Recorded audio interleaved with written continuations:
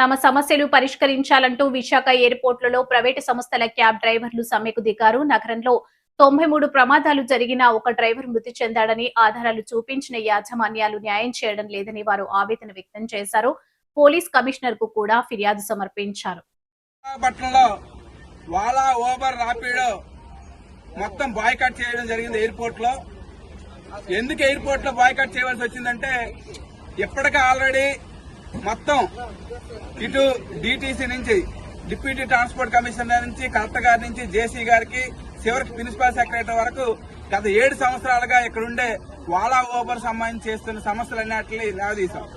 ఒకటి ఏమడుగుతున్నాం, వాలా ఓబర్ రాపిడో ఇక్కడ కనీసం ఆఫీసులు పెట్టండి, ఇక్కడ ఒక ఎవరైనా మేనేజర్ని పెట్టండి, ఒక ఇన్ఛార్జిని పెట్టండి, ఇక్కడ ఉండే సమస్యలు మాట్లాడుకోవడానికి బాగుంటుందని చెప్తున్నాం. అలాగే పెట్రోల్ డీజిల్ ధర పెరిగేటప్పుడు ఒక మాటలో చెప్పాలి, 2022 ధరల కంటే ఈ రోజు ఇంచుమించుగా 35% ధరలు తగ్గించారు. కానీ కనీసం 2022లో ఇచ్చే ధరలు ఏమని అంటున్నాం. 2022కి ఇప్పుడు చూస్తే పెట్రోల్ ధరలు ఇంచుమించుగా 15 రూపాయల నుంచి 16 రూపాయలు పెరుగున్నాయి. కానీ పెరిగినా సరే ఈ రోజు ధరలు తగ్గించే పని చేశారు. అలాగే రాడార్ సిస్టమ్ ఒక మాటలో చెప్పాలంటే విశాఖపట్నంలో ఒక డ్రైవర్ చనిపోయాడు. ఇంచుమించుగా 93 యాక్సిడెంట్లు అయ్యాయి. సిపి గారికి ప్రూఫ్ తో సహా మనం పెట్టాం. రాడార్ ట్రిప్ రద్దు చేస్తున్నారు, ఈ రోజుకి ఆల్రెడీ చేయట్లేదు. కాబట్టి ఇటువంటి సమస్యలు చాలా కాలం నుంచి పెండింగ్ లో ఉన్న అంశాలు చేయమంటున్నాం. రెండోది, కేంద్ర ప్రభుత్వం ఆల్రెడీ ఎంఈ యాక్ట్ 2019లో తీసుకొచ్చింది. దానికి రూల్స్ 2020లో తయారు చేసింది. మరి రాష్ట్ర ప్రభుత్వం రూల్స్ తయారు చేయమని 2019 నుంచి ఈ రోజు వరకు మనం అడుగుతున్నా సార్ రూల్స్ ఫ్రేమ్ చేయట్లేదు. రూల్స్ ఫ్రేమ్ చేయకపోవడంతో వాలా ఓబర్ రాపిడో కనీసం డిటిసి మాటను ఖాతరు చేయట్లేదు, కలెక్టర్ మాటను ఖాతరు చేయట్లేదు. కలెక్టరే చెప్పాడు, మీరు స్ట్రైక్ చేసుకోండి, మొత్తం డివైజ్ ఆపుకోండి. డిటిసి గారు చెప్పారు, మీరు డివైజ్ ఆపుకోండి, వాళ్ళు వస్తారు మా దగ్గర, మాతో కూడా వాళ్ళు మాట్లాడలేదని చెప్పేసి చివరి ఎంత సిగ్గుచేటు అని చెప్పేసి అడగదలుచుకున్నాం. లారా లోకేష్ గారిని, అక్కడ ఉండే ట్రాన్స్పోర్ట్ మినిస్టర్ని, లేబర్ మినిస్టర్ని వీళ్ళందరూ కలిసినా సరే పరిష్కారం చేయలేదు. కాబట్టి ఈ రోజు నుంచి ఎయిర్పోర్ట్ లో బాయ్కాట్ చేయవలసి వస్తుంది. దీనికి కారణం మొత్తం వాలా ఓబర్ రాపిడో అయితే రాష్ట్ర ప్రభుత్వం కూడా మా సమస్యలు పరిష్కారం చేయడానికి మాకు చేత కాదు, చేతులు తీసింది. కాబట్టి డ్రైవర్లు అందరూ ఐక్యమై ఈ రోజు స్ట్రైక్ చేయవలసి వస్తుంది.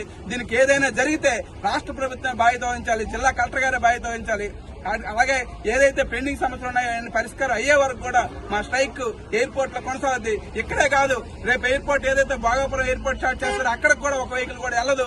అది వెళ్ళడమే కాదు, ఇప్పటికే మా స్ట్రైక్ కారణంగా ఈ రోజు రేపు 5వ తారీఖు నుంచి ఓపెన్ చేయవలసిన ఎయిర్పోర్ట్ ని మీరు వాయిదా వేసుకున్నారని చెప్పేసి కూడా మేము సాధారణంగా చెప్పగలుగుతాం.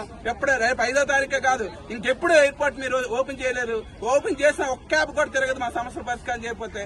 ఆ రకంగా మా సమస్యలు పరిష్కారం అయ్యే వరకు మా స్ట్రైక్ కొనసాగుద్దని చెప్పేసి అనేక సమస్యలతో కలెక్టర్ గారి దృష్టికి, డిటిసి గారి దృష్టికి అండ్ ఇక్కడ సమస్యలు పరిష్కారం కాకపోతే చివరిగా అమరావతి వెళ్లి transport minister and IT minister గారికి, ట్రాన్స్పోర్ట్ కమిషనర్ గారికి కూడా సమస్యలపైన వినతి పత్రం ఇవ్వడం జరిగింది. సమస్యలు పరిష్కారం కాలేదు సరి కదా కలెక్టర్ గారి దగ్గరికి నెలలో 1-2 సార్లు వెళ్తుండగా కలెక్టర్ గారే అంటున్నారు, వాలా ఓబర్ ర్యాపిడో వాళ్ళు మాకు కూడా స్పందించట్లేదు.